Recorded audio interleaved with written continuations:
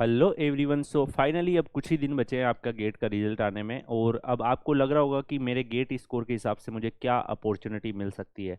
तो आप लोगों के लिए मैं पोस्ट गेट गाइडेंस 2023 का जो स्टार्ट है वो कर चुका हूं, और डिफरेंट वीडियोस के माध्यम से आपको सारी की सारी जो डिटेल है वो प्रोवाइड करने की कोशिश कर रहा हूं।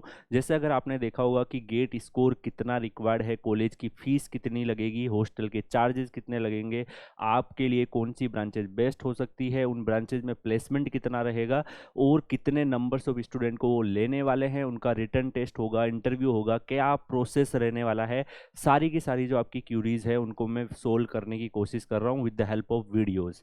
सो गाइज, आप लोगों के लिए ये सारे के सारे जो वीडियो है वो एक प्लेलिस्ट में रखे हुए हैं पोस्ट गेट गाइडेंस 2023 के नाम से। उस प्लेलिस्ट में जाके आप सारे वीडियोस को चेक कर सकते हैं। इंडिविजुअल आईआईटी वाइज मैं आप लोगों के लिए वीडियो लेके आ रहा हूँ, तो जो भी स्कोर पे आप लोगों के लिए बेस्ट अपॉर्चुनिटी हो सकती है आप वो चूज कर सकते हैं। यहाँ पे गाइज आईआईटी भुवनेश्वर का अगर आप देखोगे, एमटेक प्रोग्राम 2023 सीजन के लिए स्टार्ट हो चुका है। यहाँ पे अगर आप देखेंगे इंपॉर्टेंट अनाउंसमेंट हो चुका है, इनकी पूरी वेबसाइट लॉन्च हो चुकी है, और ऐसे ही हर एक इंडिविजुअल आईआईटी का वेबसाइट लॉन्च होगा, वेब पोर्टल लॉन्च होगा, जिसमें आप जाके अप्लाई करेंगे अपने गेट स्कोर के हिसाब से। तो इनका सबसे फर्स्ट आ चुका है, बाकी के भी जैसे ही आएंगे सारे आपके पास वीडियोज आने वाले हैं, तो उसके लिए आपको वरी नहीं करना है। यहाँ पे अगर आप देखेंगे गाइस, तो गेट क्वालिफाइड जो भी कैंडिडेट्स है उनका एमटेक एडमिशन स्टार्ट हो चुका है। वो उसमें आपको क्या करना होगा, COAP 2023 की वेबसाइट अभी जैसे ही गेट का रिजल्ट आएगा उसके 2 या 3 दिन पहले या दो या तीन दिन बाद में आपको मिल जाएगी। उसमें आप रजिस्टर करेंगे। उसके बाद रजिस्टर करने के बाद क्या होगा कि आपको आपके पास एक COAP का रजिस्ट्रेशन नंबर आपको मिलेगा। वो नंबर आपको रखना है, जब भी आप किसी आईआईटी में अप्लाई करेंगे उस नंबर को वो पूछने वाले हैं COAP का रजिस्ट्रेशन नंबर क्या है, और आपको पता होना चाहिए कि COAP के अंदर ही आपको फाइनल ऑफर भी मिलेंगे। तो आप क्या करेंगे, अभी आप इसमें अप्लाई, वैसे इनका पोर्टल जो है वो 17 मार्च 2023 से स्टार्ट हो जाएगा और 17 अप्रैल 2023 तक चलने वाला है। आप जब तक इसके बारे में रिसर्च कर सकते हैं। इसके लिए क्या गेट स्कोर रिक्वायर्ड है, देखिए ये लो लेवल का आईआईटी, जैसे 3 कैटेगरी में अगर हम आईआईटी को बांटें, एक आईआईटी होता है टॉप लेवल आईआईटी जो बहुत पुराने आईआईटीज है, एक आईआईटी होता है जो मिड लेवल आईआईटी है जो लगभग 2000 के आसपास फॉर्म हुए थे, और उसके बाद जो 2013-14 के आसपास फॉर्म हुए थे उनको हम लेटेस्ट आईआईटी बोल सकते हैं। तो ये लेटेस्ट आईआईटी की कैटेगरी में ही आता है, आप सबको पता होना चाहिए। यहाँ पे अगर आप देखोगे तो इनकी वेबसाइट के अंदर पूरे के पूरे पोर्टल्स दिखेंगे, आपको कहाँ से अप्लाई करना है, क्या लॉगिन रहेगा, यहाँ पे रजिस्ट्रेशन करेंगे। इसमें जो एमटेक के डिफरेंट कोर्सेज हैं वो कौन कौन से कोर्सेज है, जैसे अगर आप देखेंगे इनकी वेबसाइट में इस साल जो एमटेक के बच्चों को ये लेने वाले हैं, climate science and technology, structural engineering, transportation engineering, environmental engineering, water resource engineering, Jio technical engineering, signal processing and communication engineering, power system engineering, computer science and engineering, power electronics and drives, इसके अलावा integrated circuit and VLSI system, metallurgical and material engineering, mechanical system design, thermal science and engineering और manufacturing engineering. तो ये MTech के courses रहने वाले हैं। इसमें से कुछ कोर्सेज में हो सकता है मैकेनिकल के बच्चे एलिजिबल हो, कुछ कोर्सेज में हो सकता है सिविल के बच्चे एलिजिबल हो, कुछ कोर्सेज में हो सकता है इलेक्ट्रिकल, EC और कंप्यूटर साइंस के बच्चे एलिजिबल हो। अब देखिए, अगर आप इस वेबसाइट को स्टडी करेंगे तो मैं आपको बता दूं, इनकी पूरा का पूरा डिटेल आएगा। जैसे इसका एप्लीकेशन फीस जो है वो क्या रहने वाला है। एप्लीकेशन फीस अगर आप देखोगे तो इन्होंने यहाँ पे मेंशन किया हुआ है कि जब भी आप फॉर्म फिल करेंगे उस टाइम पे हर एक ब्रांच में अगर आप देखोगे यहाँ पे 300 रुपीज़ आपका लगने वाला है जनरल, OBC और EWS कैंडिडेट्स को। SC ST PWD के लिए 150 रुपीज़ आपका यहाँ पे लगने वाला है। इसके बाद अगर आप यहाँ पे देखेंगे गाइज, तो इन्होंने बहुत ही ज़्यादा इंपॉर्टेंट चीज़ बोली हुई है कि आप इन पर्टिकुलर डेट्स के बीच में अप्लाई करेंगे। सिंपल एप्लीकेशन फॉर्म भी इन्होंने दिया है कि किस तरीके से आपका एप्लीकेशन फॉर्म रहेगा, उसमें क्या क्या डिटेल आपको डालनी है। तो देखो, इस तरीके से आपका एप्लीकेशन फॉर्म पूरा खुलने वाला है जैसे ही रजिस्ट्रेशन स्टार्ट होगा। इसमें 4 आपके स्टेप रहने वाले हैं, स्टेप 1, स्टेप 2, स्टेप 3, स्टेप 4। इसमें सबसे पहले जैसे आप अपना नेम डालेंगे, आपका फोटो अपलोड करेंगे, सिग्नेचर अपलोड करेंगे, आपको स्पॉन्सर में जाना है या इंस्टीट्यूट असिस्टेंटशिप में जाना है। तो देखो, एक में आपको स्टाइपेंड मिलता है, एक में आप किसी पर्टिकुलर कंपनी में अगर आप काम कर रहे हो और उस कंपनी की तरफ से आपको स्पॉन्सर एमटेक करवाया जाता है, जैसे बार्क भी आपको एमटेक करवाता है, तो उस तरीके से अगर आप किसी कंपनी के थ्रू एमटेक कर रहे हैं और वो कंपनी आपको स्पॉन्सर कर रही है, तो उस केस में आप स्पॉन्सरशिप वाला डाल देंगे।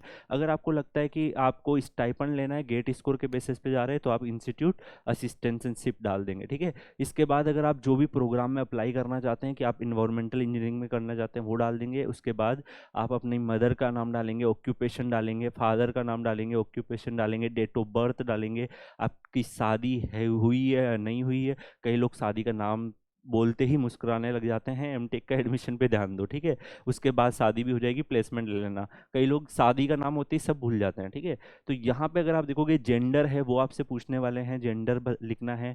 कैटेगरी आपको लिखनी है, कैटेगरी वही लिखनी है जिसमें आपके पास वैलिड सर्टिफिकेट हो, क्योंकि डॉक्यूमेंट वेरिफिकेशन में वो सर्टिफिकेट आपको चाहिए होगा। इसके बाद अगर आप देखेंगे पीडब्ल्यूडी कैटेगरी से बिलोंग करते हैं, आपका रिलीजन क्या है, इसके अलावा आप कोई पहले भी कहीं पे अप्लाई किया है, वेदर अप्लाइड प्रीवियसली। अब प्रीवियसली का मतलब है कि सेम आईआईटी में किया है, किसी और आईआईटी में किया है, पिछले साल किया है, वो नहीं, इस सेम आईआईटी में क्या आपने पिछले साल किया है या इस साल किया है, तो वो चूज करना है। अगर पिछले साल किया है तो भी चूज करना है। ठीक है, इसके बाद आप अपना एड्रेस डालेंगे, परमानेंट एड्रेस डालेंगे। ठीक है, और उसके बाद अगर आप आगे आएंगे तो यहाँ पे इन्होंने एमटेक के लिए पूछा हुआ है कि आपके 10th के 12th के मार्क्स कितने हैं, बीटेक के मार्क्स कितने हैं। अब जो बच्चे फाइनल ईयर के हैं तो जब तक आपका लास्ट जो रिजल्ट था उसका आप एग्रीगेट बना के यहाँ पे लिख देंगे। इसके अलावा आप यहाँ पे कुछ रोल लगा के और भी आप डिटेल डाल सकते हैं। अगर आपने कुछ अच्छा किया हुआ है, कोई एग्जाम निकाला हुआ है, जैसे गेट का एग्जाम भी आप यहाँ पे एड अनदर रो करके गेट की डिटेल भी डाल सकते हैं। इसके बाद जैसे परफॉर्मेंस इन गेट यहाँ पे भी आप लिखेंगे। इसमें जैसे अगर यहाँ पे आप सबसे अच्छा वाला स्कोर लिख सकते हो, जो आपका सबसे अच्छा स्कोर है, उसके बाद यहाँ पे एड अनदर रो करके 2 साल पिछले 2 साल के स्कोर कार्ड भी आप मेंशन कर सकते हो। इसके बाद यहाँ पे आप जो भी आपका कोई भी अगर मान लो कोई पोजीशंस में किसी गवर्नमेंट जॉब में, तो उनका एक रेफरल की तरीके से आपको डिटेल भी डालनी होती है, वो भी आप यहाँ पे मेंशन कर सकते हो। अगर किसी सर्विसेज वगैरह में आप भी हो तो वो भी आप मेंशन कर सकते हो। जैसे कई बार आपको पता है कि जो एमटेक के बच्चे होते हैं वो एमटेक में एडमिशन लेते हैं, वो किसी कंपनी में काम कर रहे होते हैं, तो उनकी डिटेल उनके लिए ये है। आप लोग अगर फ्रेशर हो तो आपके लिए नहीं है। इसके बाद आपको कोई एक्सपीरियंस है प्रोफेशनल लेवल में, वो भी आप मेंशन कर सकते हो। तो ये इतनी सारी डिटेल आपको लगेगी। इसके बाद आप जैसे इसमें लिस्ट ऑफ इंक्लोजर देखेंगे तो बहुत सारे डॉक्यूमेंट्स जो भी है, 10th की फाइल, 12th का मार्कशीट, बीटेक का मार्कशीट, तो मैं आपको सजेस्ट करना चाहूँगा कि ये जितने भी आपके लिए डॉक्यूमेंट यहाँ पे दिखे हुए हैं वो सारे के सारे डॉक्यूमेंट आप क्या करेंगे, पहले से इकट्ठा करके एक ड्राइव बना लो। सबसे बेस्ट सॉल्यूशन ये रहेगा कि अगर आप एमटेक एडमिशन में चाहते हो कि आपको लो गेट स्कोर में भी कोई ना कोई अच्छा आईआईटी मिल जाए, तो आपको एक पर्टिकुलर सिस्टम और एक पर्टिकुलर तरीके से आगे बढ़ना होगा।